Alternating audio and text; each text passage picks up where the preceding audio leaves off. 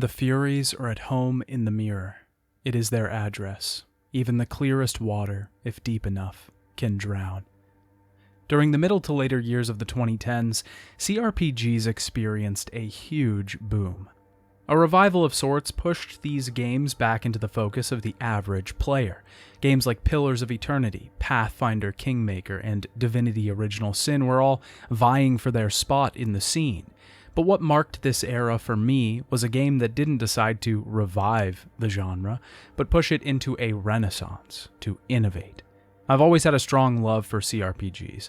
Ever since I had my first D&D session at the age of 15, I wondered how I could play something like this at home all the time, when my friends didn't have the time to create beautiful stories together. Not only that, but I wanted to be given control over my own destiny. Ever since I even started playing video games, I dreamed of a day when I would see a game that I could truly roleplay in. A lot of games that fit this narrative happen to be stuck in the past, in the same fantasy lands with minimal differences in their worlds or characters. Some stick out for sure, but none of them push through the muck like Disco Elysium. A game that begs to be heard. The poetry of its words is wonderfully written. You can see it dripping with personality and style. It's set in a world like no other, one that, though bleak, hostile, terrifying, and troubling, you want to stay in. Its mechanics are inventive, taking the genre to new heights, expecting more of not only the people developing these games, but challenging the player as well. Today, I want to dive deep into Disco Elysium. I'll be talking about gameplay, mechanics, story, and everything in between. This is a serious spoiler alert here. I don't usually do this, but if you haven't played Disco Elysium, I would highly recommend you do so before watching this video, preferably right now. Because of the way its story is told, you can have a very different experience than I'll be talking about in this video, but you will be robbing yourself of a truly unique and interesting time. Hey Dad, it's me, your favorite son, and today I want to talk about Disco Elysium. This video is brought to you by Manscaped.com, the global leader in men's grooming and hygiene products. Manscaped offers the best tools and formulations for your body's three biggest odor zones: your body, butt, and balls. Manscaped sent me their Perfect Package 4.0, including the new Lawnmower 4.0, their 4th gen electric waterproof trimmer with advanced skin-safe technology that reduces nicks and cuts on the more sensitive regions of your body. Cordless and waterproof, you can use it in the shower. It also has a smart charging system, wireless charging dock, and LED lights to indicate how charged it is. Tapping the button 3 times enables the travel lock feature. They also sent me the Crop Preserver Ball Deodorant and the Crop Reviver Ball Toner Spray. The Crop Preserver goes on after the shower for all-day odor protection. The Reviver is used to refresh the area whenever you need it. Manscaped also has the Magic Mat, a disposable shaving mat with a great design. For a limited time, you get all of this plus 2 free gifts: the Shed Travel Bag and the Anti-Chafing Boxers. These are honestly some of the best boxers I've ever worn. Go to manscaped.com today and get 20% off and free international shipping and 2 free gifts when you use code FAVORITESON at checkout. Manscaped, the perfect tools for your family jewels. Now back to the video. Disco Elysium is the first game developed by Estonian art collective and now video game development studio Zaum. They were founded in 2009 by Robert Kurvitz and his friends. The studio is named after an experiment in language created by Russian poets in the early 1900s. They were not originally meant to make video games, but started out, like I said, as an art collective. Kurvitz, the lead writer and director of the game, had been playing tabletop role-playing games with his friends since he was a teenager. They created their own system that they perfected over the years. The world around that system was their own as well, eventually developing the seeds of the world that Kurvitz would create for Disco Elysium. Before that, though, Kurvitz tried his hand at writing a book in that world. The novel was titled The Sacred and Terrible Air and was set in the world of Elysium. The book didn't do very well, only selling about 1,000 copies. Kurvitz is from Estonia, so naturally the book was published in Estonian. The book has not been translated to English despite fan interest, and the developers themselves saying that the book would be translated back in August of 2018. A dedicated fan online has translated the first 4 chapters of the book, which was very welcomed, but the rest hasn't seen the West just yet. From the little of it that I could get my hands on and read, it's very much written like the game. It surrounds the disappearance of 4 young girls and a class reunion. It's not too bad so far, but I'd really love to read and dissect the whole thing with an official translation. Reading this and extensively looking for this book sent me down a whole rabbit hole of Estonian, French, and Russian literature. All of these are baked into Disco Elysium's narrative and style. The whole game, its writing and world, drips with influence from these eras. Kurvitz's book only sold about 1,000 copies. It was not a success by any means. This sent him into a brief period of alcoholism. No hope left for getting his art out there in the world. Kender, Kurvitz's friend and partner on the book, had to snap him out of it. He eventually gave him the idea to make a video game out of this world. They wanted to make this open-world RPG, but didn't have the money for it. Kender sold his Ferrari to pay for the game, and they eventually got some money from investors and friends. The game was announced with a 2017 release date and was originally titled No Truce with the Furies. The work began on the game, which was a larger task than they had expected. They were focusing heavily on the text and mechanics. Even though the game was full of hundreds of thousands of words, Kurvitz wanted to make it feel like you weren't reading, because in his words, no one wants to fucking read. Mechanics like the thought cabinet almost sank them, because they were run ragged trying to figure out how to design such a new and innovative system. When the game eventually had to span a little further than its original location, they changed the name and had to push the release date back. Disco Elysium was officially released for PC on October 15th, 2019. Some introductory notes before we get into things. First, I want to note that I will be playing the final cut version of Disco Elysium. This version of the game was released on March 30th, 2021. It was offered as a free upgrade for the PC version and was additionally ported to PlayStation 4, PlayStation 5, and Google Stadia. It was a total upgrade of the game, the biggest of which adds complete voiceover for all of the characters in the game. This does a lot for the game and, in general, to add to the atmosphere and narrative of the story. It changes the inflections of how each line is read and how dialogue is interpreted. It's a massive change and, in my opinion, elevates the game to new heights. It also adds a hardcore mode to the game so that you can challenge yourself further in the story. The second change is the addition of political visions quests. These send you on quests to develop your character and their specific ideology. There's some controller support, new characters, streamer mode, 4K support, and all that jazz. It's the best version of the game in my opinion, and is the one I played for this review. I also played the game on my PlayStation 5 as I had never actually played through the console version before and wanted to see how it worked. The second thing I want to talk about is the structure of this review. I originally planned on going through 2 separate playthroughs of Disco Elysium and trying to make opposite choices both times. I ended up just going with my first playthrough. I felt like the game didn't present enough differences in the actual story to warrant 2 playthroughs. The differences in gameplay are the conversations that you have and, moreover, the character that you play. The role-playing itself is where the real changes take place, and the subtle conversation changes and new scenes that were presented weren't exactly enough to warrant talking about both. The single playthrough I am talking about, though, will chart my entire experience of the game and take you through my adventures in Martinaise. The first thing that we're allowed to do in Disco Elysium is to make our character. We can choose a preset selection of stats or create our own. I chose to create my own character, but if it's your first time, you can't go wrong with the presets. It's possible to lock yourself from progressing in the game by not having certain stats at certain levels. It's not incredibly easy, but I want to note that it's still possible. I'll get into the stats more once we start talking about the systems, but for now, just know that I prioritized physique and intellect with this build, while psyche and motorics were very low.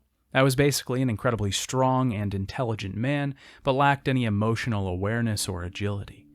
Disco Elysium begins with nothing. We're spoken to and introduced to a cast of characters, existing only inside our mind. mainly the ancient reptilian brain and the limbic system. There is nothing, only warm primordial blackness. Your conscious ferments in it, no larger than a single grain of malt. You don't have to do anything anymore. They begin to describe our world for us, a big ball housing apes that are constantly duking it out. But in our current predicament, we're trapped in nothing. Eventually, I decided that I didn't like the nothing and wanted to wake up. I awoke in my hotel room, remembering nothing. Not just from the night before, mind you, but ever. This is the setup for Disco Elysium. You don't know who you are, where you are, what you are, or anything. This amnesia trope can be quite overdone in video games and is generally looked at as a cheap way to explain something a character has forgotten. But here, it serves many purposes. One, it offers a way for the player to receive exposition while still making sense in the world. If we have a grand knight that's lived in his kingdom for 20 years, it doesn't make much sense that someone would be telling us all about their history. But if we have a man that remembers nothing, the player and the man can both learn about the world they're in together. The second purpose it serves is to bring us closer to our role-playable character. Disco Elysium is through and through a role-playing experience. One of its greatest strengths is how easily I can slip myself into the shoes of the character that I play. While some games, those shoes feel like clogs, forcing myself to wear them for the performance, this game feels like slippers. I awoke in my apartment and began to investigate my surroundings. I was clothless, and my tie was on the ceiling fan. My pants were on the floor. One of my shoes was outside on the balcony through the broken window. Something was wrong. I couldn't even remember what I looked like until I took a glance in the mirror, and what stared back at me was troubling. Some mad expression that I just couldn't wipe off my face, and the look of a man bloated and reddened from years of hard drinking.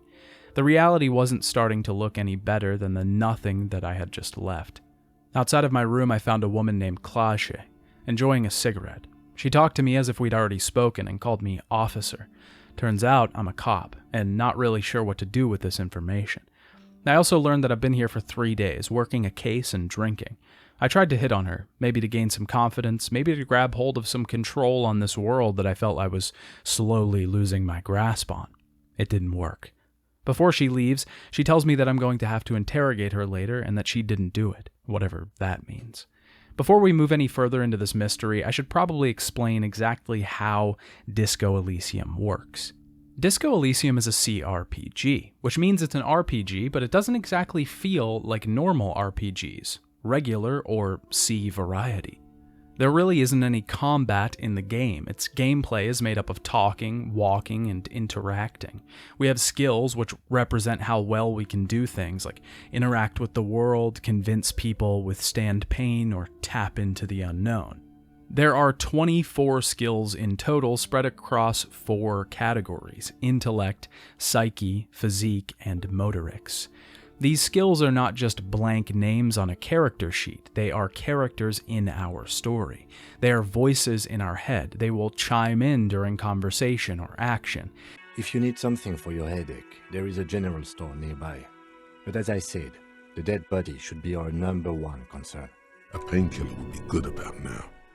This thing is pulsating with discomfort. There are multiple checks going on in the background to determine whether a skill will speak up or not. The skills can speak to us and either give us assistance, telling us something that we don't know about ourselves, the world, or the person that we're talking to. But they can also hinder us, giving us false information if a check fails. These are all passive checks that happen in the background, and we can't really see the stats on those. The active checks, the ones that we get to choose, will see us rolling against a number to try and beat it. This will determine whether we complete the action or not. This could be anything from convincing someone that we know they're lying to trying not to throw up. These checks all have a percentage chance to complete. There are 2 types of active checks though, white and red. The white checks can be redone if we fail them. When we level up, we get skill points and we can upgrade a skill to make checks with that skill easier when moving forward. If we level up a skill, we can retry a white check with that skill again. Red checks, on the other hand, can't be tried again and are a one-time use kind of thing.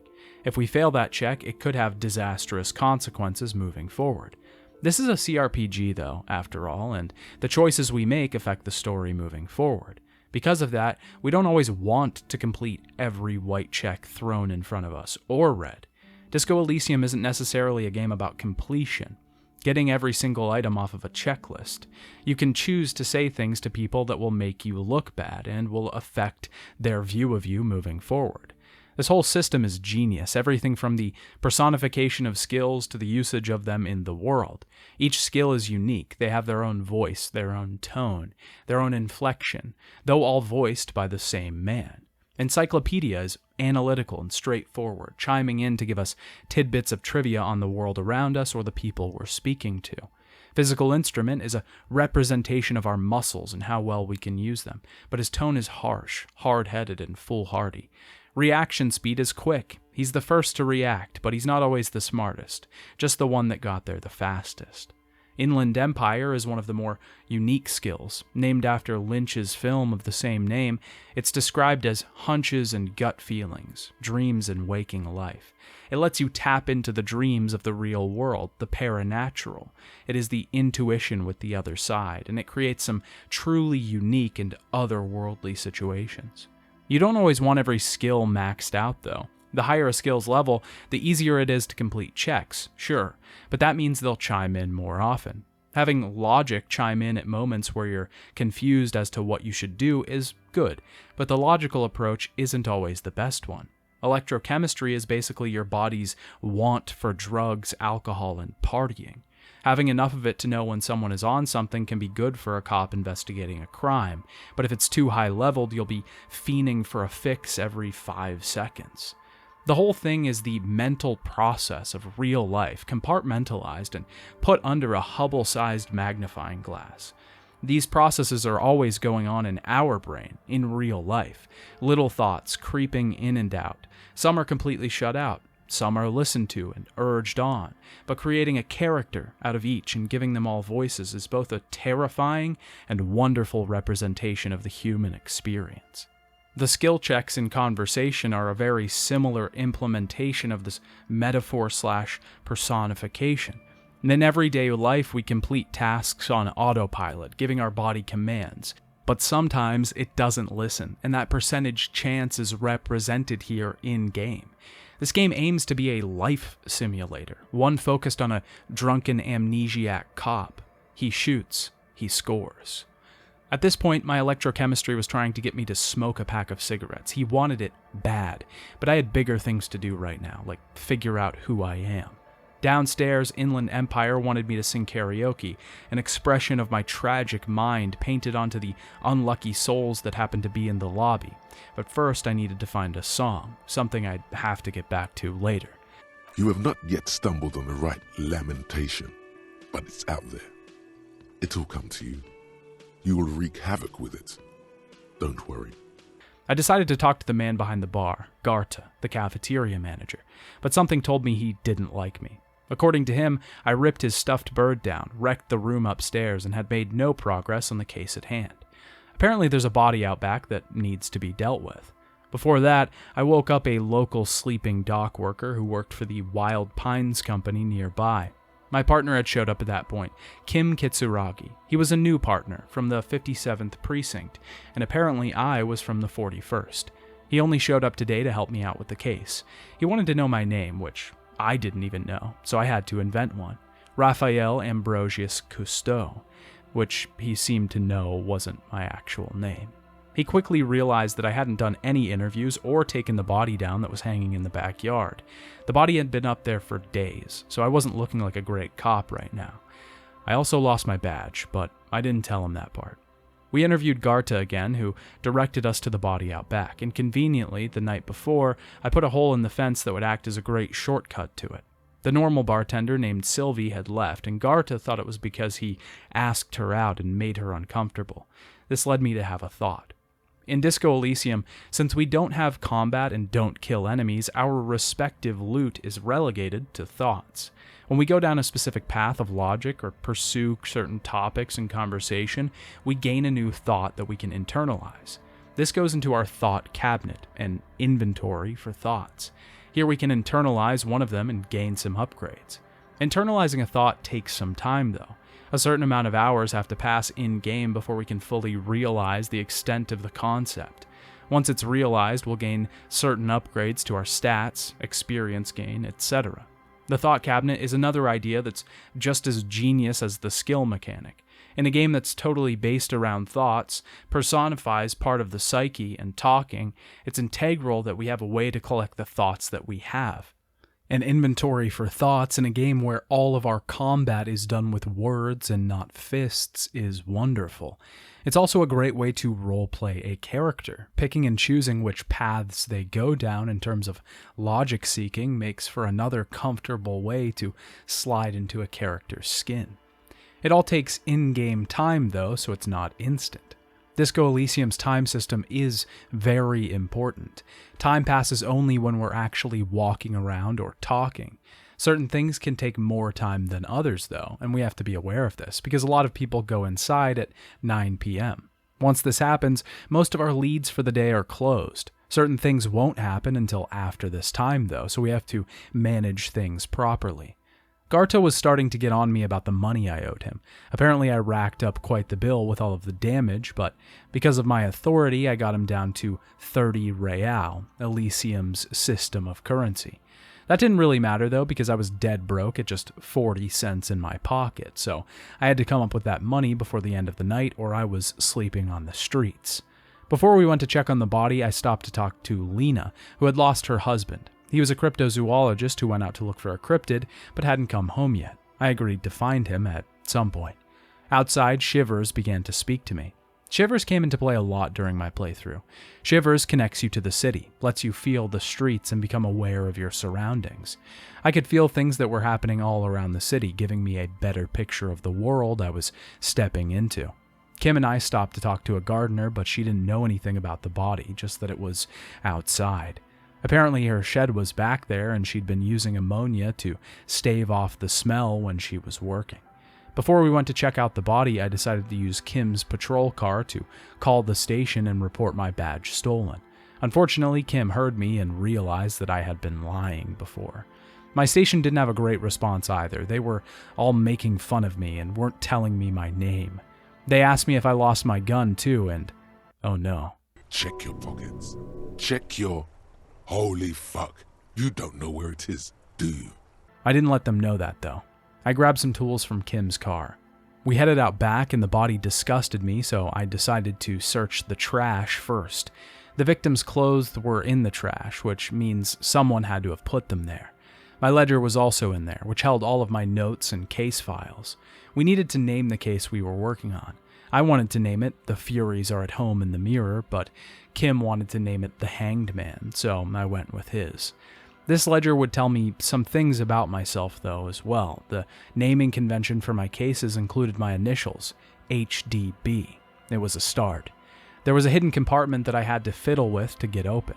Inside was a ticket stub and a card. It was a letter, and seemingly to me, called me Harry. It seemed to be from some woman. It was a harsh reminder of the past, what life used to be like. Too much for me to stand, and I passed out. I was back in the nothing, with the reptilian brain talking to me again. Well, almost nothing. There is the ground below you, that's still there. And the small light that's on, fluttering, somewhere in the basal ganglia. The X-something had come back to haunt me. Maybe that was the reason I'd been drinking so much. I came back to forcing myself out of nothing. Kim gave me some water and I got back up. The ledger also had some watermarks on it that would tell me about my time as a police officer. I had to view them under special lights like Kim's motor carriage headlamps. The watermarks told me that I had been on the force for 18 years. I had over 200 closed cases, which was a lot, and 3 confirmed kills, which wasn't many. I was starting to get a better picture of who I was, but there was still a body hanging in the backyard. A small boy had been throwing rocks at it for days now, and I went to talk to him first. His name was Kuno, and he was pretty vulgar. Kuno's fuck imp? Kuno uses the fuck imp for target practice. He's trying to hide the fact that he doesn't know. Kuno didn't know anything about the case, but he wasn't a nice kid, and eventually my psyche got the best of me. I tried to throw a punch at him, but I missed. The embarrassment damaged my morale. In Disco Elysium, we have two types of health. Our actual physical health, represented on the left above our character portrait, and morale, represented on the right. Doing things that might hurt our body will damage our physical health, and doing things that hurt us mentally will damage our morale. We can heal by sleeping for the night or by using over-the-counter medicine. I was never really short on healing items, but your stats determine how much of each health bar you have. The higher your endurance, the higher your health, and the higher your volition, the higher your morale. I started with only 2 morale, which was one bad conversation away from getting me a game over, so I prioritized leveling that stat first. Disco Elysium isn't exactly hard, so I was rarely in a situation where I didn't have enough health or healing items. I do have one complaint about the system that relates to the controls. We use the D-pad to scroll through text for the most part, which is a lot of the game, deciding what we want to say. The left and right D-pad buttons will use our healing items, and accidentally using a healing item was a constant throughout the game. These probably should have been mapped to something else that wasn't used as often to prompt less mistakes from the player. Of course, Kuno made fun of me and Kim was wondering what the hell I could possibly be doing. We finally checked the body. A man was strung up in a tree, and decomposition had begun already. I couldn't stand the stench. I threw up. I got some ammonia from the gardener and tried again, but it didn't help. Kim told me to get my shit together, and this led to a thought materializing. Volumetric shit compressor. This one only takes 30 minutes and makes this check infinitely easier. While I waited, I decided to investigate the town. I met a young girl named Annette who stood outside of a bookstore that her mother owned, trying to get people inside. She told me all about different kinds of books, but was clearly cold and tired. Talking to her mother, she didn't really seem to care. I went back to the body and could finally stomach looking at it. We started inspecting the scene. The victim was wearing a pair of ceramic boots, a special type of armor made for mercenaries. We couldn't get them off without ripping his head off, so they had to stay on. He was strung up on the tree with a strap from the local harbor. This pointed directly to the local dock workers. They must have done this. The man was covered in tattoos, some type of map or pattern, but neither of us could discern the meaning. Kim finally took a picture of the body so that we could ask about the tattoos if we needed to. He had a special full-color camera that worked by breaking an ampule of color liquid onto the paper. Everything was pointing to a lynching at this time, but the next task was at hand, getting the man down. Neither of us could get him down without possibly damaging the body, so I had an idea. We should shoot the strap. Kim tried first because I wasn't very good with hand-eye coordination, but he missed. I tried next, and I also missed. We were going to have to wait to get someone from the harbor to help us out, unfortunately. Before we left, Kim gave me a little bit of background on the RCM, the police force of this area. The Revachol Citizens Militia was mostly a police force, but they weren't respected in this city, in Martinaise. Technically, Martinaise is a dead zone for the RCM. No specific precinct has jurisdiction over this area. Neither the 57th or the 41st want to claim it, which is why they sent their officers out to this case. Kind of a competition to see who has to deal with it in the future. Martinaise is kind of a dump, and the people here tend to police themselves, with the local union mostly taking matters into their own hands. I also learned a bit about Kim during this process. He's half Saolite. Saol is an isolationist state west of here, but he's never been there, so he doesn't really identify with that part of him. He's just another man from Revachol. I decided to call the precinct and have them look into the serial number from the armor on the victim's boots. It would take a day to get any information on it, though. I also called Gottlieb at the station, the staff's Lazarus, some sort of doctor for the officers. I tried to talk to him about the problems I was having, not knowing anything or remembering anything. He didn't really want to deal with me, though. No one wanted to. He said he could do blood work again, but it would just tell me what I already knew, that my body was failing from the drugs and alcohol. I decided to call Sylvie while I was at it, the girl that worked at the bar, the one that Garta had made uncomfortable. Apparently, she wasn't the one who called the police to report the murder. She also didn't leave because Garta made her uncomfortable. She left because of me. I was waving my gun around, saying I was going to use it on myself, and I tried to shove my ledger down the toilet, which inevitably clogged it. I also broke the stuffed bird on the wall. My skill wanted to have a conversation with me at this point. At certain points, your psyche will stop you to give you some sort of identifier. If you've made enough of the right dialogue choices fitting an archetype, you can become a specific type of cop. I had become the sorry cop because I was always apologizing. I didn't know what else to do. It seemed like everything I had done was so bad. I couldn't help but say, sorry. We talked to Garta, who didn't know anything about the victim's clothes in the dumpster. He did tell us that the Union men usually hang around the whirling and would be here tomorrow in their reserved seats. I needed to explore the city more, get more leads, and try to figure this case out. I found a wall that was begging to be painted, if only I could find the tools. Eventually, we saw a man smoking a cigarette on a balcony with a great view overlooking the site where the murder took place. He might have seen something, but he wasn't ready to talk just yet. We had to go find his apartment and get him to talk. On the way, I found a girl named Cindy the Skull, a real rebel against authority type that definitely wasn't willing to talk, just protest. She did accidentally offer me some useful information, though, that a representative for the Wild Pines Company was sitting in the harbor on her boat just this moment. Since the smoker on the balcony wasn't home anyways, I decided to go talk to her. She would know something. Disco Elysium has an interesting way of delivering information. Because you're mostly allowed to pursue leads in whatever order you like, outside of a few hard blocks that the game presents you with, information about the world and your character can be found out when you determine. There are multiple different ways to get this information. Because we don't remember anything about us or the world, talking to people is the best way to get this information. The skill encyclopedia will also tell us a lot about the world around us when prompted. Things we don't remember, things we would have been taught at birth or school. Joyce Messier is probably one of the best sources of information, though, as she's learned and well-traveled. She's seen a lot and knows a lot, and more importantly, is willing to give us a lowdown on reality, as most are not. The amount of information that's thrown at you and how quickly you learn it all is sort of up to you. This freedom of agency is nice, because each player can have a different experience in how much they learn and when.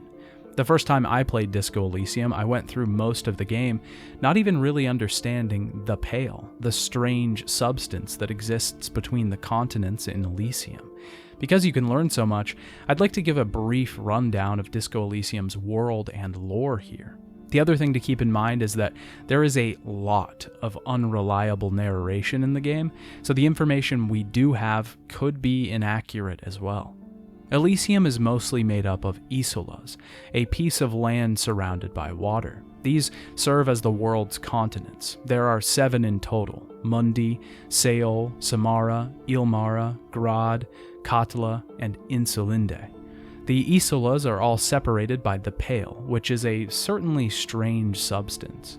It isn't exactly matter, probably something closer to antimatter. It covers about 70% of Elysium itself and doesn't have a distinct appearance. It's kind of difficult to describe because it lacks most properties. There was a time before when people could not travel through the Pale, and that was eventually made possible using a device called a Pale latitude compressor. This forces properties and dimensions onto the Pale. But traveling through the substance does not come without its cost. Normal civilians are limited to 6 days of prolonged exposure to the Pale per year, as its effects can lead to insanity in the form of living out past memories and vivid hallucinations, or even memories that aren't theirs.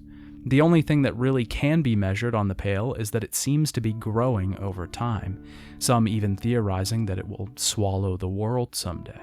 The history of Elysium is pretty brief but bloody. The oldest known civilization was that of Pericarnassus. 8,000 years ago, there was some sort of event that caused their downfall.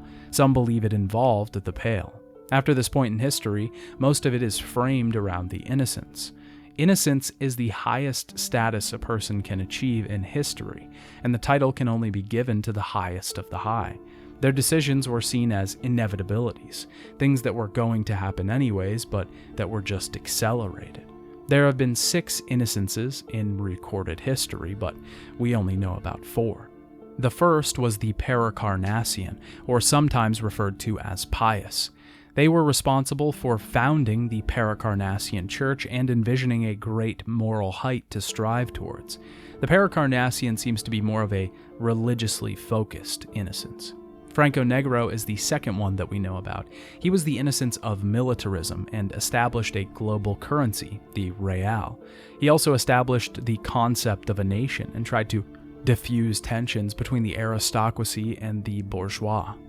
Dolores Day is the innocence that we know the most about. She ruled 300 years before the events of the game, around the time that people were starting to figure out travel between the Pale, called insulindiary travel.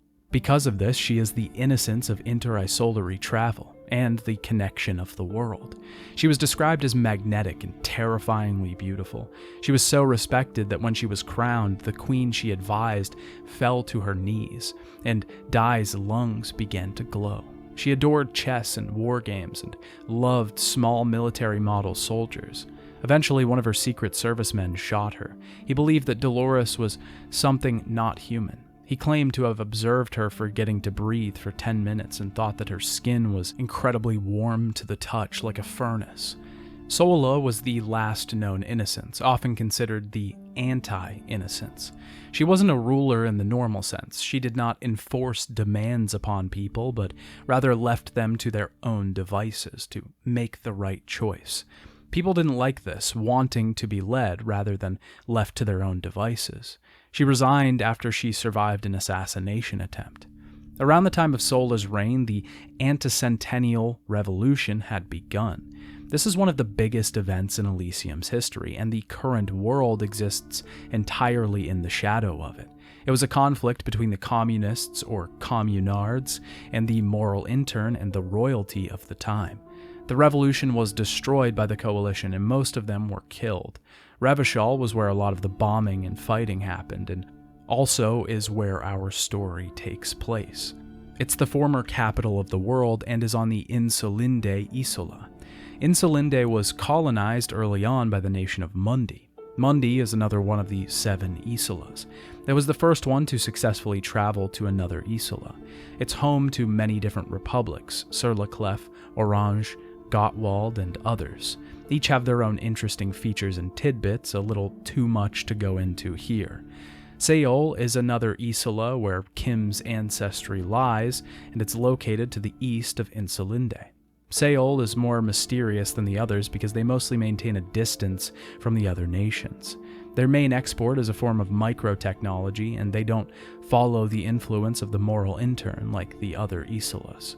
Samara has 2 main nations, Safre and South Safre, that split after the Safre Empire collapsed. Most think that their regime is tyrannical and disagree with their policies. Their geography seems to be mostly arid and desert in climate. Ilmara is also known to be covered in deserts and dunes. A vast expanse of the Red Plateau is inhabited by nomadic tribes. Ilmara was vastly colonized by the Mesk shortly after they were discovered. Their artifacts and land were mostly stolen, and their items went to the museums in Revachol, Gottwald, and Sur-la-Clef. Grad was an important place during the revolution, but eventually became part of the coalition and is now serving the moral intern. It's also now home to the new capital of the world, Mirova, after Revachol was disgraced during the revolution. Katla is the last Isola to talk about and is covered in ice and tundra. Not much is known about it other than the northern lights can be seen from there, and far up enough the continent there are 25 hours in a day. There are a lot of other details to the world that we haven't talked about. Strange programming languages that exist, the true shape of the world being unknown, and odd creatures that prowl the place. Some of those will play a part in our story moving forward, and some of them are just too much to talk about here. Not only does Disco Elysium parse its lore and world building throughout the game, letting you piece things together as you play, it doesn't force you to learn anything. You don't need any of this information to make heads or tails of the story. This is all a grand look at the world, rather than the small story that we'll be looking at. It certainly does put things into a little more perspective, but it's not entirely necessary. It's just extra information if you're already particularly interested in the world. It's incredibly tasteful in its execution, and because of this drip feed of information, I found myself even more enticed by what was out there and what had happened to this place. A lot of the history of the Isolas and the world itself obviously has quite a few parallels to our history. The writers were clearly inspired by our own world, but the game certainly doesn't push you into looking at any situation in one particular way. Now that I was talking to Joyce and learning more about the world, we were back to the case at hand. She was a representative for Wild Pines, the transportation company that operated in the harbor here in Revachol. There has been a strike going on in the city recently, and tensions have been high. The union was demanding that every worker become part of the board, and she came to town to start negotiations with the union representative. She brought some protection along with her, a few mercenaries. She wanted to tell me more, but wanted us to do something for her first. She wanted to know what was going on with the traffic jam in town. The lorries out front, ready to transport material out of the city, had been at a standstill for days, and she thinks that there's some sort of drug trade going on. If we found out what was going on, she would tell us more about her situation. Because of that, we were going to have to talk to Everard Clare, one of the men behind the union down at the harbor. Kim didn't want us to just become her errand boys, though. He wanted us to look into the situation for her, but tell her we found nothing even if we did. It was starting to get late, so we made our way back to the town square. I found two old men playing a game with steel balls. I decided to join in without asking questions, and because my body was in peak physical condition, I lobbed one perfectly into the sea. This wasn't the object of the game, though, and they weren't exactly happy. I met a man named Tommy, one of the truck drivers stuck at the roundabout. He seemed very cool, calm, and collected. He didn't do drugs and didn't have any information on that kind of thing. He was a poet, and I successfully created a quick rhyme that he loved. Dang, that's some great shit. You came up with that yourself. Right. But really, no bullshit. That's great stuff. I sort of want to know if it's yours. Fucking hey! Seems I got you all wrong. Cops aren't much known for their artistic sensibilities these days. Some racist lorry driver down the street was standing in the rain and waiting for the traffic to get moving. I went into the Fritte, one of the local convenience stores. Here we can buy all manner of things, drugs, alcohol, and cigarettes. But I was trying to go sober, so I just needed healing items. Drugs and alcohol will increase certain stats for a short period, but they will have an effect down the line. You can also turn in bottles and cans here to get some extra cash, which is paramount in Disco Elysium because we don't have much money at all.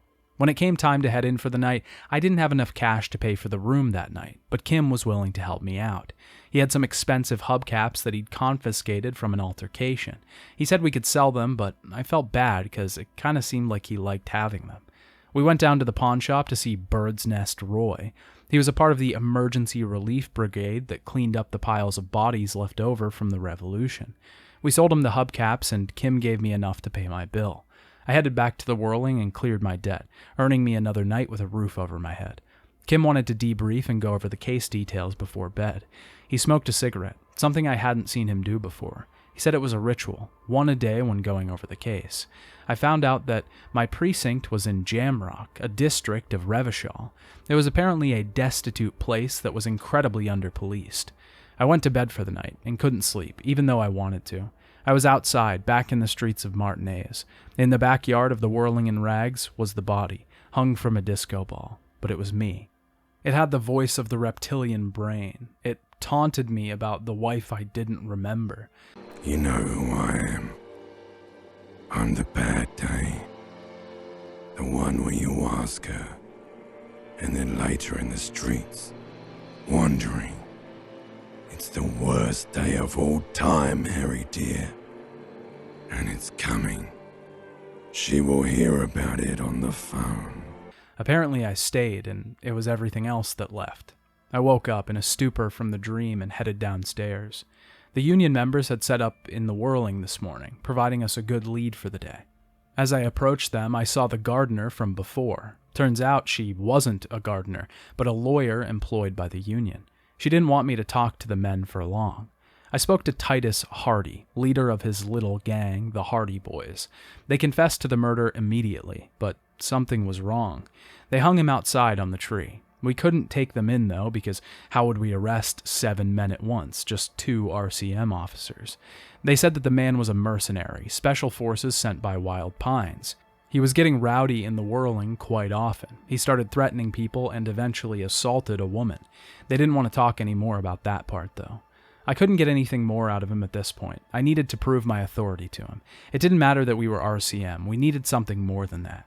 I talked to a working-class woman outside of the bookstore. I started slightly heckling her about whether she knew someone who was lost, trying to pick up a missing persons case. It turned out her husband actually hadn't come home, and I could look for him if I wanted to. I wanted to. We investigated the lorry block-up at the roundabout some more. I was hoping to get more information on this drug trade so that Joyce could give me more info about the victim. I talked to a pail driver, a woman who had braved the pail for far too long and was no longer herself. She remembered nothing of her real life, but was living other memories constantly. The men have the small jaws and everything is made out of plastic. Why do you need plastic when you can make the world out of amber? The scabs were out in front of the harbor gates. The harbor had been closed down since the strike started, but the scabs wanted to work. The leader was a big man who was chanting out in front of the gates, but didn't know anything about the murder. I had to get inside the harbor to talk to Everard Clare, the head of the union. He would know more about the whole thing, and maybe even the drug trade. Unfortunately, Measurehead was blocking the way. He was a racist man, a Seminese supremacist that wouldn't let me get through because I stank of Al-Gul, his word for alcohol, and I was weak. You have succumbed to Al-Gul. You reek of it. An invisible sword of Al-Gul emerges from your throat. You cannot see it, but others can. It is making the woman in my company sick. I had two options, to subscribe to his theory or to knock him out. I was just hoping that my body wouldn't fail me. I took him down with a kick and got inside. Since I got access to the harbor, I could finally talk to Everard. When he started speaking, he was too friendly, and he knew too much. He kept calling me Mr. Dubois and Harry. Both names matched up with my initials, but I couldn't tell if he was bluffing. He gave me a check to cover my expenses at the hotel. He also knew about the fact that I lost my gun, which was not good. No one should know about that, and it was also not good that it was lost, and a gun. He tried to claim that he had my folder from the RCM, but I called his bluff. Maybe he didn't know as much as I thought he did, but I certainly needed him. Before he would tell me where my gun was, he wanted me to do a favor for him. He wanted me to go into an apartment in town and just open the door, clearly trying to scare someone. It seemed like negotiations between the Union and Wild Pines weren't going so well, possibly the reason for the murder in the first place. Maybe the Hardy Boys weren't lying. One useful thing I got out of this talk is that Measurehead was willing to help me get the body down from the tree. He took it down and we got the chance to do an autopsy. Because of my Inland Empire skill, I got a chance to talk to the body. I'm a joke. Look at me. There is nothing funny about jokes either. A killer, a motherfucker, and a killer. We confirmed a few things, that the victim was male, aged in his 40s, and Kim thought the cause of death was the hanging. I wasn't so sure, so we left it blank on the report. The body was in terrible decomposition and exhibited heavy lividity. We couldn't do a toxicology report and had to send him to the lab for that. I tried to search the body again. I knew there was something I was missing, but I just couldn't get it yet. I decided that we shouldn't send him away just yet. We should keep him and do another search later. The only way we could do this, though, was if we found a freezer to keep him in. Garta was not cool with us using his, and the Fritta employee wasn't either. Kuno said the building nearby had a freezer in it. The entrance was in the bookstore, and we had to force our way inside. The abandoned building behind the bookstore looked like it was home to a company making a call-in role-playing game at some point.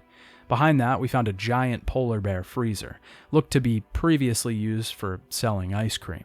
We stuffed the body inside, and I tried to search it again. We found something interesting. Deep in the back of the victim's head was a bullet. It was possible he wasn't killed by hanging at all. With that wrapped up, Kim took the body back to the morgue, but that meant I would be alone for the rest of the day. I opened the door for Everard and decided to peek inside even though he didn't want me to. It was home to some sort of antiquated man with a collection of racist mugs. I got a paintbrush from Cindy the Skull to work on the blank patch of wall later and talked to Joyce Messier about reality a bit more. I headed back to the smoker on the balcony who was finally home. He still didn't want to talk, but his friend did. Inside was a man who worked for the moral intern. He was there on the night that the murder happened. He saw the men stringing the man up and said it felt like some sort of surreal play. It didn't feel real. He told me much about the moral intern, but really didn't say much of anything at all. He spoke in neutral and vague turns of phrase. I talked to the racist lorry driver again, who said that he thought the Samarin lorry driver was the one ferrying in drugs to the harbor. I went to talk to him, but it was too late. Time to head to bed and face the Furies. Before that, I took a bath and washed the stench of death off my body. I tried to sleep again, but it was just pain and the voices of my body. It's your disgusting body. Even through your sleep, you feel a vague discomfort suffusing it. Your belly and your sides are unpleasantly tender. Downstairs, I met Kim, who arrived from delivering the body to the RCM. There were 2 people in RCM uniforms downstairs, but I had never met them. They seemed odd, but I didn't know them, and I don't think they knew me. I confronted Titus about the bullet in the victim's head, but he didn't budge.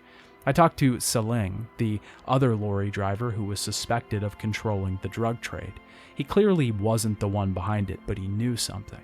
Apparently, a female lorry driver was the one behind it all. I talked to Tommy about her. Apparently, they had been friends, and he didn't want to give her up. He was very clear that he wasn't involved, but he didn't want to give the girl up because they were close.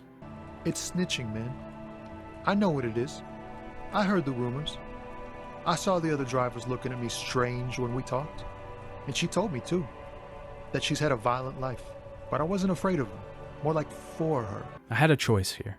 I could force him to give me the information, betraying his trust, or find some other way.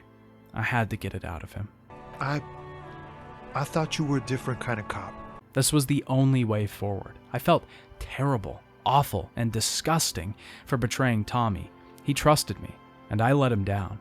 But maybe this was just what being a cop was. He told me where her car was. Apparently she was very into frequencies and different tech, but had already left town. She had been listening into radio frequencies and calls in the city. We went back and talked to Joyce. She finally gave us her information. The mercenaries that were in town to protect her had caused a mess. They were sons of the apocalypse-type people, and one of them had assaulted a woman, separated from his unit. This allowed the Union boys to take him down. He was lynched, and she thinks that tensions are escalating, that this will all descend into some sort of bloodbath if it isn't handled. She wasn't sure where the rest of the victim's unit was, but Kim and I figured out that one of them was the scab leader, undercover in town. I went to him and asked him about the tattoos on the man's body. It told a story, told many stories. One of the stories the scab leader told us. Our colonel is deep in the bush here. Deep in the fucking bush in Benital, 41. Monsoon season. He's on a reconnaissance mission. We get a picture into the lives of these mercenaries, and it's dark, disgusting, rank and rife with blood, guts, death, and other nameless things. I talked to Everard to tell him about the job I did for him. I didn't want to work with him, and I knew he was playing me in some regard, but I needed my gun. Claire basically told us that the Hardy Boys keep the town protected for the Union. They're organized crime in a way, and they killed the man in the tree. The mercenaries are convening some sort of tribunal to get justice for their fallen comrade, and it won't be good. Claire knew about my gun at this point, but he wanted something else first. He wanted to build a new development on the other side of Martinaise, near the fishing villages. He needed to get 2 signatures from the tenants there, permission to build. We had to get it for him. Lucky for me, the water gate had opened up, which happens at the beginning of the 3rd day, opening the other side of the island. Down at the edge of the water, we found a car, crashed in the ice. It was broken and destroyed. We decided to wait for the tide to lower and investigate. When the water receded, I came to a realization, far too late. This was my car. I crashed my car. Disco Elysium is beautiful. It's gorgeous. Every scene is like a Renaissance painting, perfect models organized in specific spots. The art is so stylized and well-crafted. It presents a beautiful display of color, imagery, purposeful placement. Every shot is something I want to see again. The portraits for every character in game are some of the best I've seen in games. They convey so much beauty, but also information. They tell you almost everything you need to know about the character in one still image. Sometimes they convey motion, an image alive and moving, but still. The Pale Driver looks broken, worn, weathered, and terrifying. She almost seems as if she's vomiting, spewing something from her mouth. Memories of other people's lives, irradiated from the Pale, or the Pale itself. Kim is possibly my favorite, a weathered, calculating look on his face. A man that knows much about what's going on, but keeps a purposeful look to fool those who dare to try and look back into his own eyes. The shadows on his face almost resemble blood. Not that Kim is a cold-blooded killer or anything, but the enemies he's had to take down weigh heavy on him. And finally, behind his head, a glowing white circle, a halo or nimbus. Representative of a holy individual in religious art, Kim is godlike. He is your savior. He has come to set you right. The town's environments and style that Disco Elysium presents overall is just amazing. It's something completely new and different, something that looks like nothing else I've seen before. That's because on one hand, it isn't trying to be anything you've seen before, but it's also actively trying to be something new, and you can feel that in the art. This was catastrophic. My car was a huge expense, one that the precinct wouldn't want to burden. I searched the car and finally found my badge, at least. It confirmed my name. Harrier Dubois. Harry. It also contained my rank, Lieutenant W. Freighter. I was a lieutenant, but I had twice declined a promotion to captain. For what reason, I wasn't sure. Maybe I didn't want to supersede my current captain. Maybe I felt like I could do more out here. Maybe I hated myself so much that I felt like I didn't deserve it. I talked to a washerwoman in the fishing village that thought I might be a bad omen. She gave me a free room in her shack, one that I wouldn't have to pay for, so I took it. Inside I tried to shave but couldn't manage through the shakes. Nearby, I talked to the drunks that called the village's ground home. One of the men, Idiot Doom Spiral, remembered me. He called me Tequila Sunset. Apparently, after I drunkenly wrecked my car, I came to the men declaring myself Tequila Sunset. I had them sign the paper from Claire. Hopefully, he wouldn't notice the signatures weren't the right ones until after he got my gun back.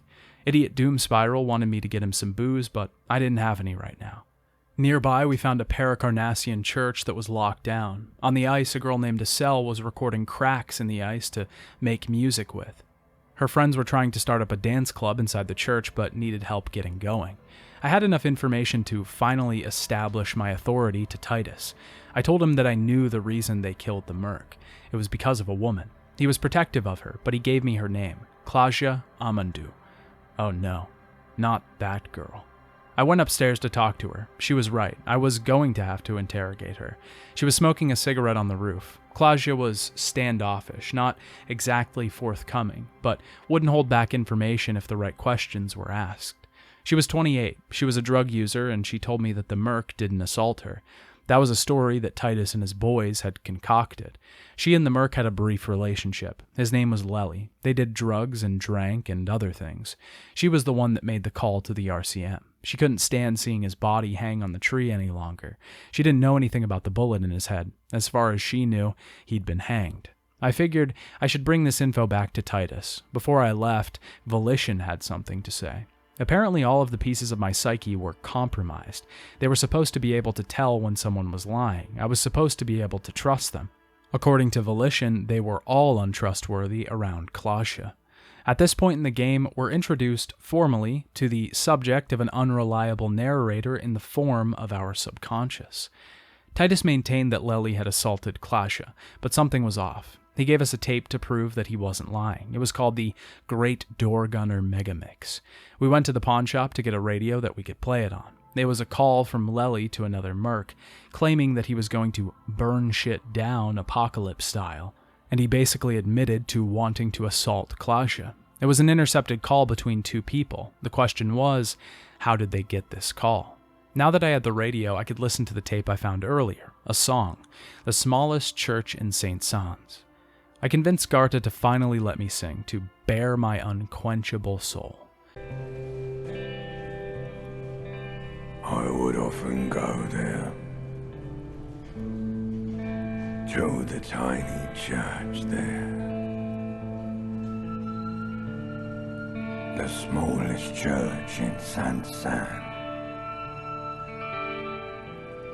Though it once was larger. How the realm may rest there. We confronted Klaja about the tape. She claimed that this was just Lely's style. He was a crazy merc that had been through the shit. He was always ready to bash things down. She said that they were the same type of person. If she'd been in Cohoy like him, she would have been burning shit down apocalypse style too. She told us that his tattoos were a map of the places he'd been to in his tours.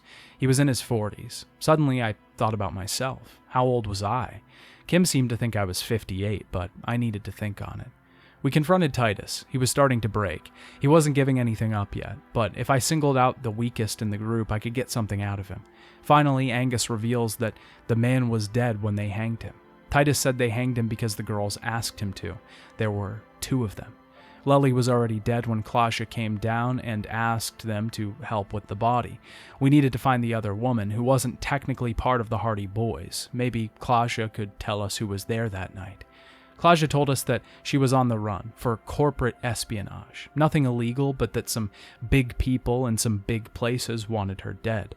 The night Lely was killed, he was shot on top of her. She ran downstairs and got Ruby, the real leader of the Hardy Boys, she claimed. She takes care of things for them, and she was going to help Klaja by taking care of this. Ruby wanted to string the body up in the bathroom to produce lividity, to make it look like a hanging. Then the boys took him outside and strung him up. Klaja finally revealed that her real name wasn't Klaja, but I still called her Klaja. So Klaja didn't kill him. Titus and his boys didn't. But then who did? Was someone lying? We had to talk to Ruby. Klaja was the main problem right now, though. She was a flight risk. I had 2 options, to arrest her or leave her. She pleaded with me not to. Arresting her meant putting her name in the RCM database, where the people chasing her would surely find her. It meant death and execution. I decided to stay my hand if she could give me some information. She thought that Ruby was the one that killed Lely. She thought that she did it from the roof. Apparently Ruby wanted to be with Klaja, and she thought that she was jealous of the merc. There was another door on the roof that led somewhere. I kicked it down. Inside was a secret passage that led to an elevator. It was an old pinball machine repair shop. There were recent footprints in the dust. I took a look at the window to determine where the shot could have came from. There were 4 options. The roof was the highest likelihood. Someone could have stood on the roof and shot in through the window. Then, there were 3 other options, all less likely, but still possible. All 3 locations were further down the island. A sniper would have had to make an accurate shot from a long distance. I went to bed, another night with the reptilian brain and the limbic system. Thoughts, baby. A million little lights in the dark. You're one fine instrument, brother. All those faces and all those names. All that laughter and screaming and scheming around. Every corner and every street.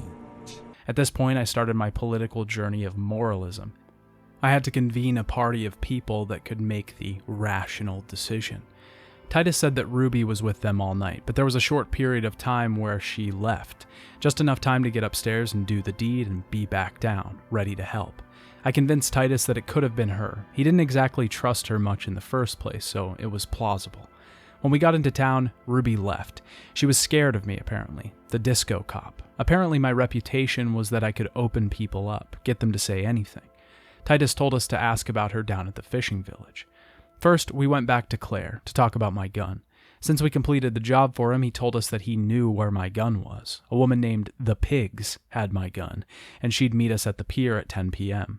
I decided I needed to express myself. I took the fuel that I found from my car and the paintbrush that Cindy the Skull gave me and painted my soul onto the wall in Martinaise. Back in the fishing village, Joyce had moved her boat. She was keeping an eye on us. I told her about how Claire was planning on taking over the docks.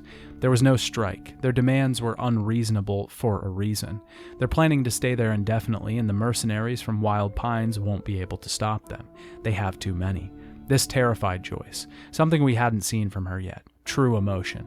She decided to surrender the terminal to the Union to avoid the bloodshed that would ultimately ensue. She didn't even know if she could convince Wild Pines to do it, but she was going to try. She left. The old woman in town knew about Ruby. She had stayed in the same shack that I had recently. I searched the floorboards inside, hearing some female voice leading me to it. A 9mm bullet was inside, wrapped in paper.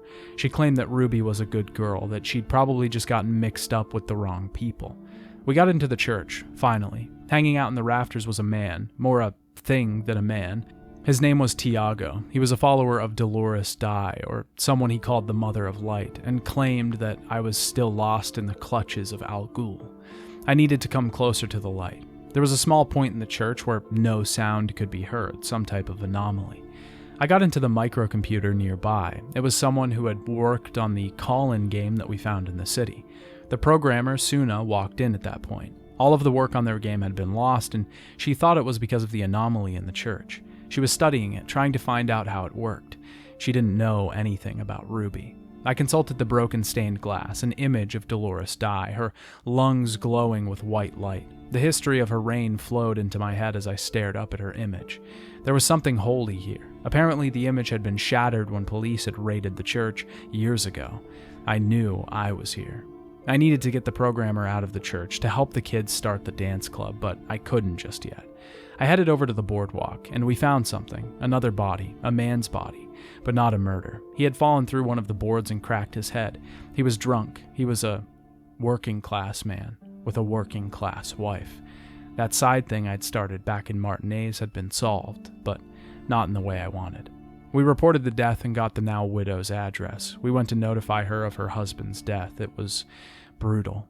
I went back to the boardwalk. We found a graffitied sign on the large building. It used to be a Feld Electrical, but it was nothing now. Trant Heidelstam was on vacation with his son. He told me all about Feld Electrical's past and their endeavors to make a new type of machine. There was something to be heard at this sign, something important, but I couldn't make it out yet. Before we approach the end of our little adventure, we should talk about the music of Disco Elysium. All of the music in the game is composed by the English alt-rock band Sea Power, formerly known as British Air Power, then BSP, then British Sea Power, and now just Sea Power. Their composition for the game fits in both style and tone. It sets the atmosphere of the city. Most of it is melancholic, wandering. It exhibits the feeling of being lost in the world. It reflects the main character, Harry, not knowing where, who, or what he is. But as we progress, learning more and more about the destitute world around us, as the picture becomes clear, it's one of death, defiance, and rigorous scarcity. It is not a place that anyone would want to see, and we can begin to learn why Harry would want to forget it. The music conveys all of this with simple synths and pianos. The Industrial Harbor track conveys the sound of the machines around us, but it's a dead groaning in the background that gives it its true flavor. It's filled with ominous thrums and whirs, the croaking and scratching of heavy equipment, or the terror of something to come.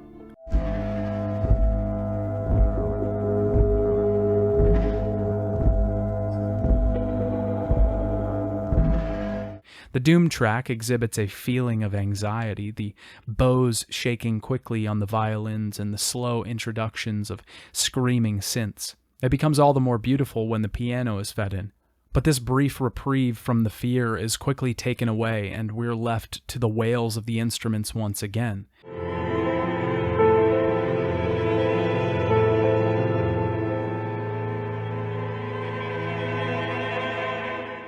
The church track is holy but terrifying.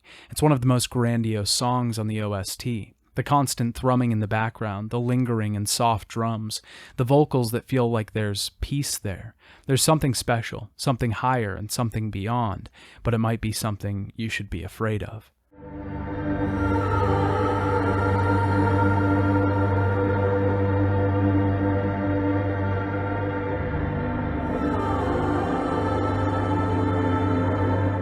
We already talked about the smallest church in St. Sands, the song that Harry sang at the whirling, one of the saddest songs in the game, a reflection in small window, a picture into Harry's past.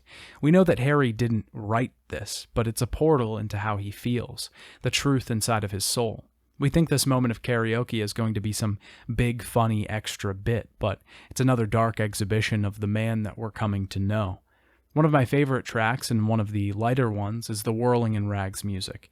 There's 3 versions, one for day, one for evening, and one for night.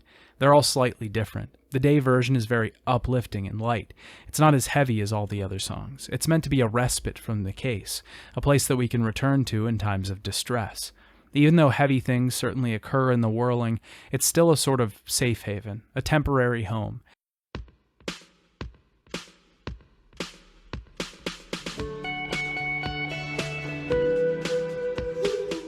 The evening version is a little more crackly and upbeat, synths a little groovier as the day moves on.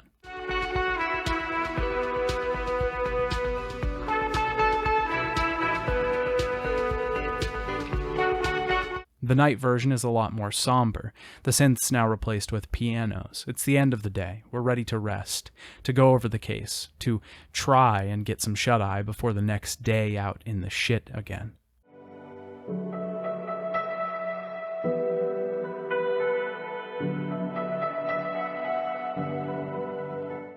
The whole soundtrack is beautiful and gorgeous. It matches the tone of the story itself, mostly somber and melancholic, with light moments scattered throughout, moments of triumph and human transparency.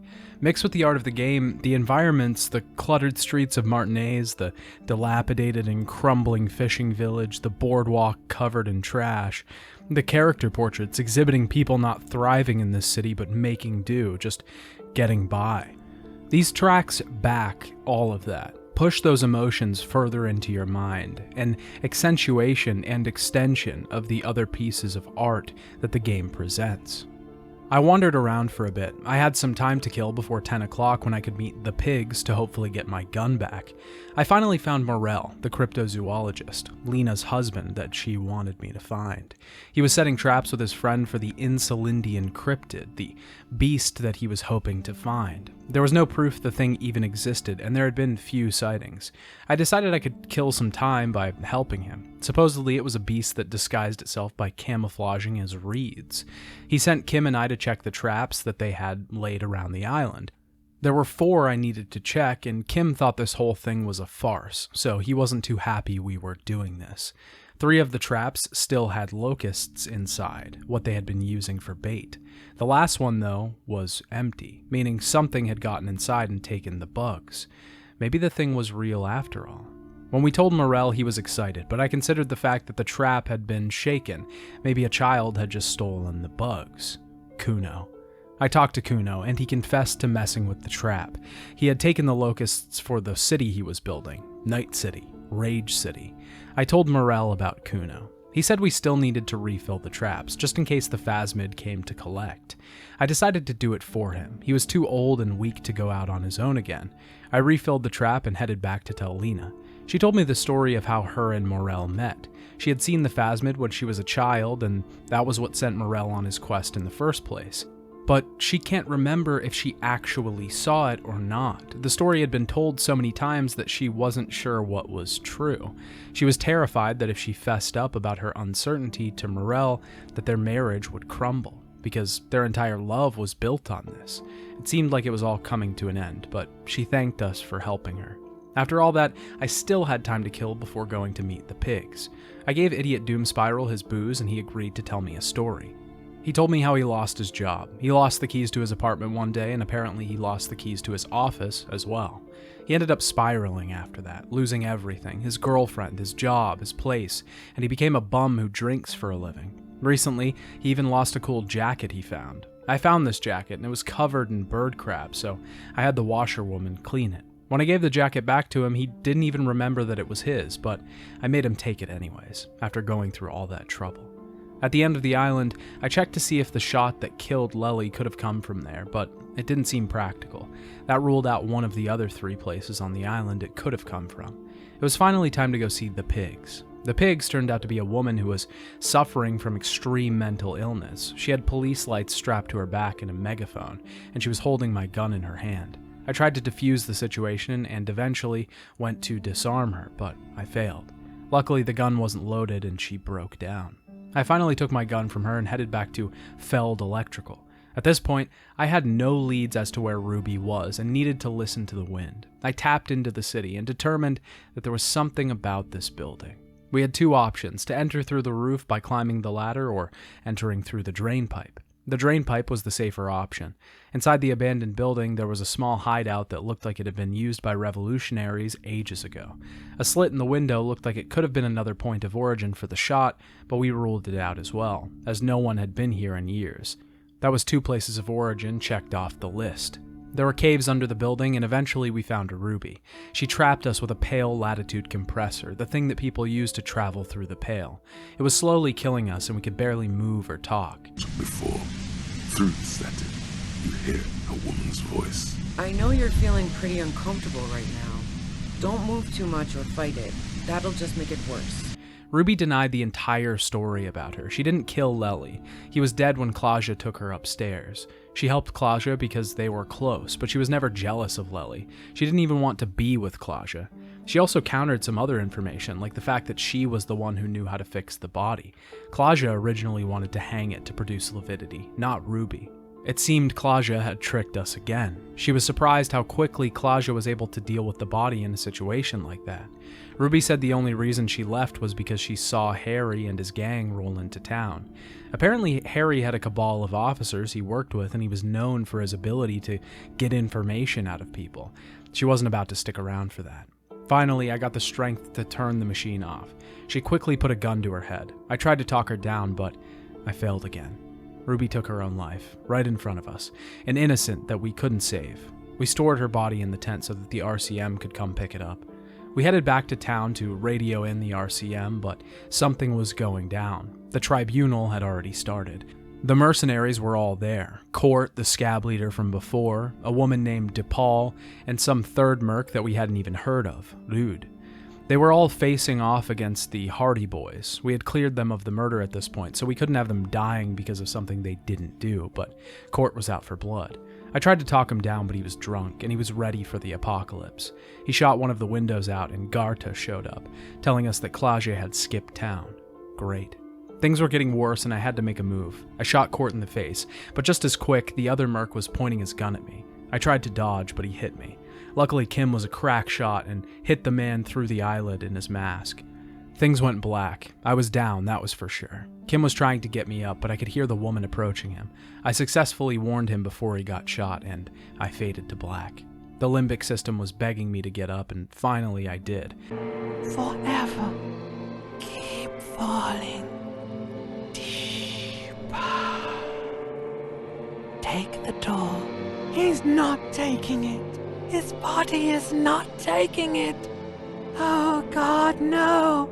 He's not disintegrating. He's swelling up instead. Over the hours. Hurting. Moaning in his sleep. I had been out for days. The gunshot had put me to bed for a bit. Luckily, I was alive, and so was Kim. Angus, Theo, Alan, and Eugene, 4 of Titus's men, didn't make it. Kim killed the female merc as well, so all of the mercs were dead. Kim pulled out a cigarette. He was spending his one for the day this early in the morning. We searched Claudier's room again, a note left. We took another look at the window. A thread had been placed there, red and leading to another point, the third one that we hadn't checked yet, from off the coast. Outside, Cindy had completed her piece of art on the field of the battle that had taken place last night. Un jour, je serai de retour près de toi. One day I will return to your side. We talked to Lillian, a net picker that lived in the fishing village. We had to get to the island off the coast, the only place left to check, and the only place the shot could have come from. She let us use her boat, and I decided to blast some sad FM on the way. 1, 2, 3.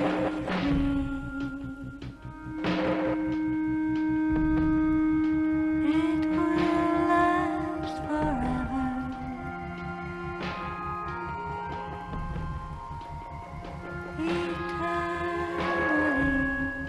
There, we searched the building. It seemed that someone had been living here. We found a bunker out further on the island. A mattress had been placed near the window, and it made a great shot. It had a perfect view of the whirling rooftop. A trained sniper could make a shot from here. We made it through the island and found a man, sitting on a log beside a dying fire, rifle in hand. We got him to drop the weapon. They matched the bullet found in the victim's body. This was the murder weapon, and this was our man. He had no love for us, hated the RCM. To him, they were a coalition military force. He had served in the revolution, under the side of the communards. He had defected when his regiment was bombed and deserted his men. When he came back to the place, it was destroyed and he set up camp. He'd been living on this island for 43 years by his estimate. He'd sneak into town from time to time, hiding under cover. He would steal food and live off of that. He watched the city not just from afar, but from up close as well. He knew Klaja and watched her for some time. When he saw her and Lely making love, he got jealous. Or maybe it was just hatred, seeing the merc trouncing about, killing and drinking, finally getting what he wanted. He shot the man. This wasn't the only person he killed either. He'd killed people for the Clares, too, to help start the Union as it was today. This man's name was Dros, and something was seriously wrong with him. Eventually, we had to arrest him, but he went stone. He didn't say anything and fully recoiled into himself.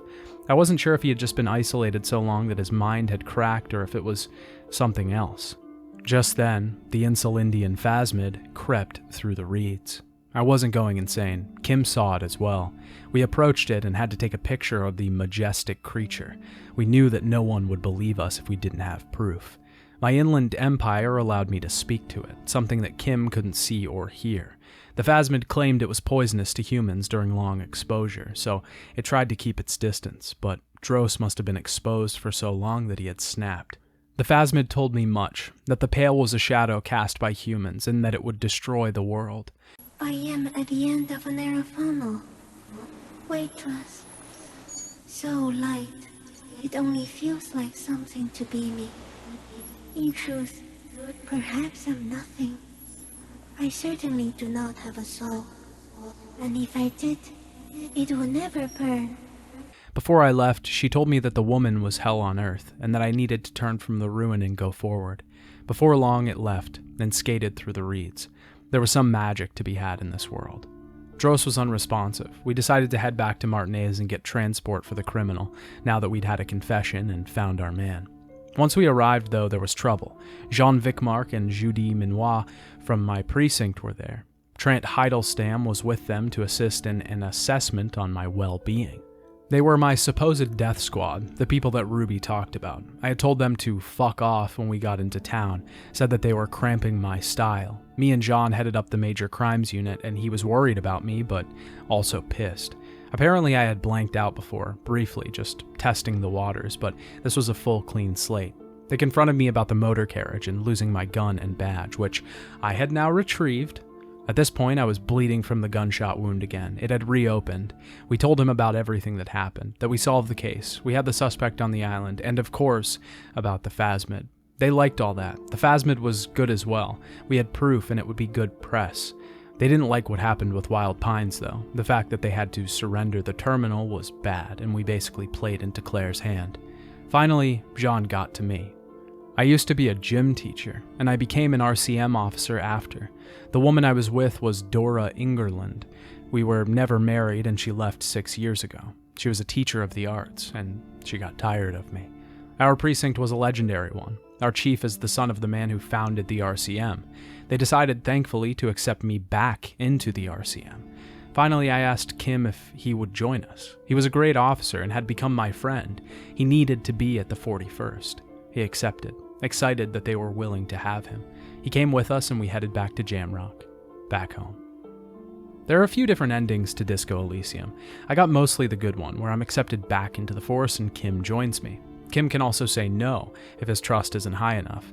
If we don't warn Kim about the attacker during the tribunal, he'll be shot and won't be present for the end of the game. Kuno will then offer to help Harry and we can take him to the island. We can even convince the officers to let him join the force as a junior detective. We also can choose not to take Kuno along and go to the island alone. If we stayed sober throughout the game, then we'll be accepted back into the force, and if not, we'll be left in Martinaise, living in our shack. My playthrough did not see every part of this game. If for some reason you haven't played this game and didn't heed my warning from earlier, you can still find many things that you won't have seen here. There's a particularly interesting conversation that you can have with Shivers, where it embodies the voice of Revachol itself. It claims that in 22 years there will be an atomic bomb dropped on it and the city will be leveled, giving the game and its implications an entirely different tone. There's a dream sequence that can be found when sleeping in the Sea Fortress that will see Harry remembering his wife leaving, personified as Dolores Dye herself. There's also all the choices I didn't make, the things I didn't do, the church with the kids and their dance club, finding the different parts of the armor, the political quests. There's a lot of replayability in this game and a lot of different outcomes to be had. There were quests I didn't even finish, but I still talked about these because Disco Elysium isn't about completing everything. I can't stress enough how special of a game Disco Elysium is. It's an experience that doesn't come around as often as it should. It's one that will blow you back with its originality and its style. The entire game is gorgeous. You can see the work put into it just from looking at a screenshot, let alone playing the thing. Every scene looks beautiful in a disgusting, sad, and romantic kind of way. The world that it presents is so broken, in disrepair, you can feel the weight of history on your back. The entire place lives in the shadow of everything that's happened before. The lore itself is well presented, drip-fed to the player over time, so as to create a place that feels realistic. The world building is some of the best because the characters in the world believe and speak as if it's real. They've bought into it, which allows us to buy in as well. It's also presented in a vague manner, and we aren't even sure what's true and what's false. Because the narrative presents such a surreal approach to storytelling, we have absolutely no idea if this whole thing is one big schizophrenic episode. There's so many interesting questions to ask. Was Harry's psychosis brought on from drinking, or something else? Was he exposed to something like the phasmid or the anomaly from the church? Is he the next innocence of the world, explaining why he has insanely high levels of intuition? Is Revachol truly going to be destroyed by an atomic weapon in 22 years, or is this just Harry's doomsaying? It's all so interesting. It's a world I don't want to live in, but I really want to hear more about. It's a terrifying and hauntingly beautiful place, one that's scarily similar to our own. The game itself subtly tries to place a mirror to our own world behind the entire thing, and allows you to draw your own parallels to the modern day. The interpretation that you make of the game's political drama almost says more about you than it does the game itself. It acts as some sort of interactive litmus test. The role-playing is some of the best I've ever seen.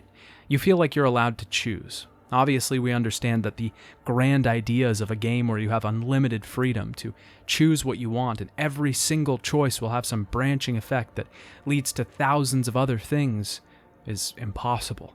It's just not a realistic idea yet. We aren't there. Games that present choice as a narrative have to create an illusion to make you think that you have unlimited freedom, and Disco Elysium does that so well. The illusion it crafts is so convincing that you feel like you're getting to tailor the game to yourself. The choices that you make almost don't affect the overall story that much. You're getting small variations on the ending each time, but it's not about the ending. It's about what happens along the way. It's about the journey that you go on and the character that you craft while you're at it. What version of Harrier Dubois are you? The apocalypse cop?